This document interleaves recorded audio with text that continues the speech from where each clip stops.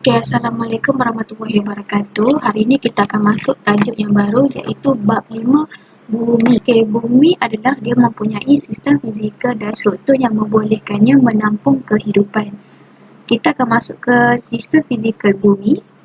Objektif pembelajaran yang kita akan dapat adalah menjelaskan 4 sistem fizikal bumi.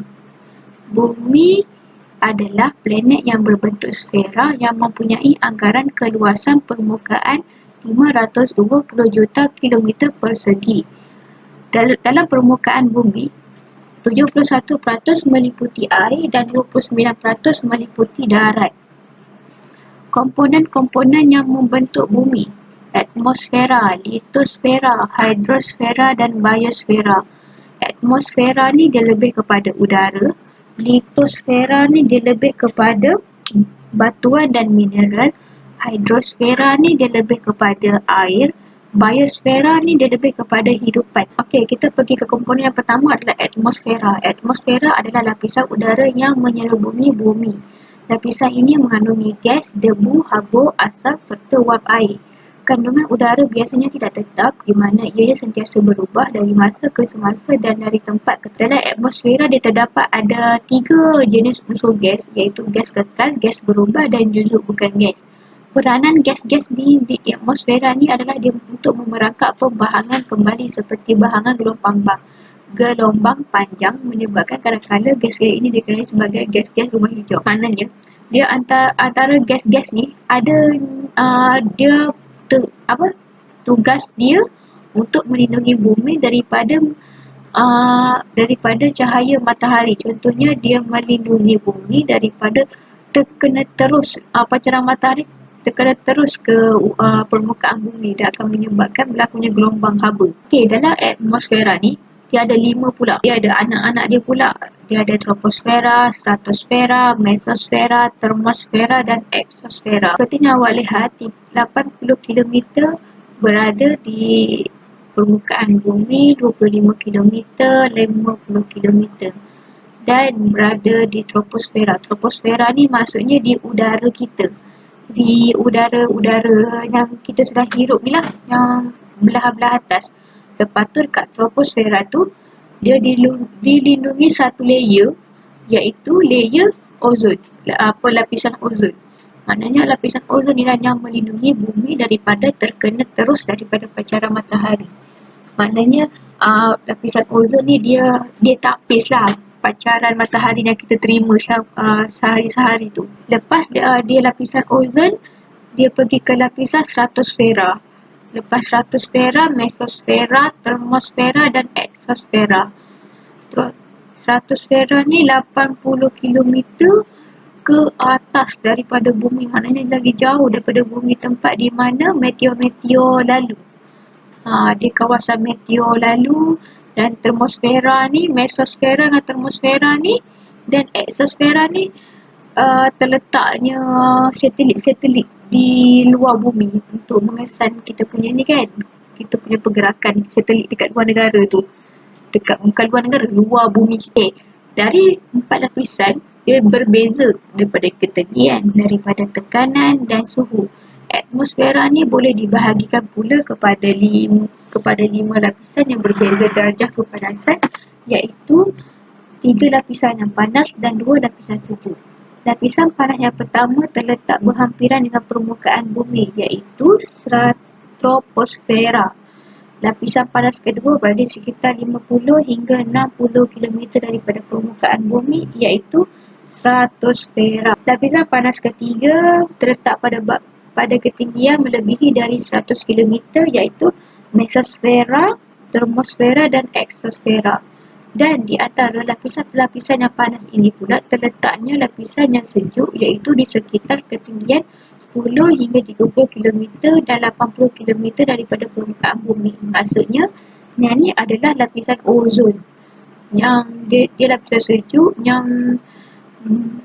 yang melindungi bumi daripada terkena pancaran terus cahaya matahari. Okay, kita pergi kepada komponen kedua iaitu hidrosfera. Hidrosfera, macam cikgu cakap tadi, hidrosfera adalah air. Hidrosfera ni dia meliputi semua bahagian air yang wujud di bumi. Dia merangkumi air laut, air tasik, air sungai, air bawah tanah, di bawah air paya dan letupan ais. Kawasan air di permukaan lautan, laut, tasik, kolam, sungai dan paya. Dalam bumi pula adalah air bawah tanah. Air wujud dalam berbentuk cecair, wap ataupun gas. 97% air di permukaan bumi dalam bentuk cecair lautan sebagai penyumbang terbesar. Litosfera. Litosfera tu apa? Cikgu cakap litosfera tu adalah batuan dan mineral. Lapisan luar bumi yang merangkumi bahagian kerak bumi dan bahagian atas mantle. Bahagian yang mengandungi pelbagai jenis batuan dan mineral. Okey, cikgu dah tanya, awak tahu tak apa maksud mantle? Apa maksud kerak bumi? Apa dia tu?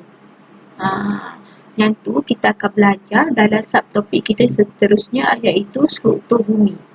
Okey, kita pergi berbalik kepada kita punya asal pembelajaran kita. Bahagian yang mengandungi pelbagai jenis batuan dan mineral.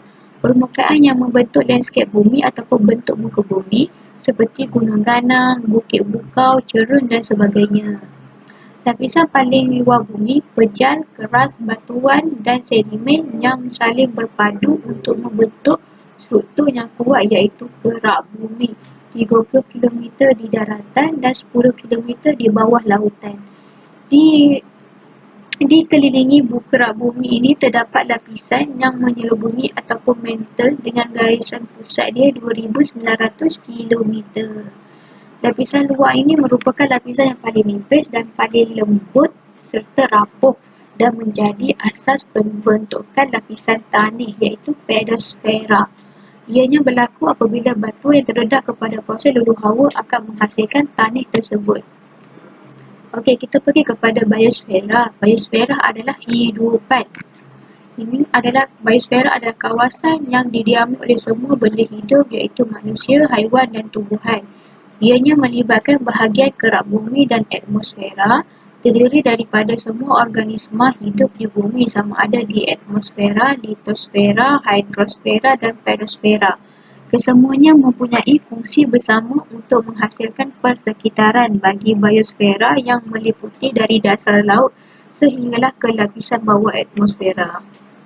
Di permukaan tanah, biosfera terdiri daripada spesies pokok-pokok besar seperti pokok tualang yang boleh mencapai ketinggian 110 meter serta pelbagai mikroorganisma yang hidup di dalam tanah, gua dan rekahan batu. Sebagai contohnya, hutan tropika Royal Belum yang terletak di Perak merupakan hutan tertua di dunia iaitu 150 juta tahun di samping hutan Amazon yang mengandungi pelbagai spesies hidupan sama ada haiwan, tumbuhan dan mikroorganisma. Secara mudahnya, biosfera ni terdiri daripada 3 jenis iaitu biosfera daratan. Biosfera daratan terdiri daripada tumbuh-tumbuhan, haiwan dan manusia. Biosfera udara terdiri daripada burung-burung dan biosfera lautan adalah organisma laut seperti plankton, ikan dan tumbuhan laut. Okey, ini adalah saling kaitan antara keempat-empat sistem fizikal bumi. Atmosfera, unsur iklim plus tambah dengan cuaca mempengaruhi taburan haiwan tambah dengan tumbuhan di bumi dan akan menghasilkan gas-gas yang penting, oksigen untuk proses pernafasan dan ditambah pula CO2 proses fotosintesis karbon oksida dengan proses fotosintesis. Okey, hidrosfera pula adalah bekalkan air kepada manusia. Ia mengairi tanaman, minuman serta habitat bagi sesetengah haiwan dan tumbuhan. Litosfera ni adalah mempengaruhi pertumbuhan pelbagai tanaman. Biosfera organisma hidup dia bergantung kepada litosfera, atmosfera, hidrosfera, alam sekitar yang membolehkan organisma ini berinteraksi. Okey, itu sahaja pembelajaran kita pada hari ini. Cikgu harap awak faham tentang sistem fizikal bumi dan cikgu akan beri latihan berdasarkan tajuk yang kita belajar hari ini. Terima kasih.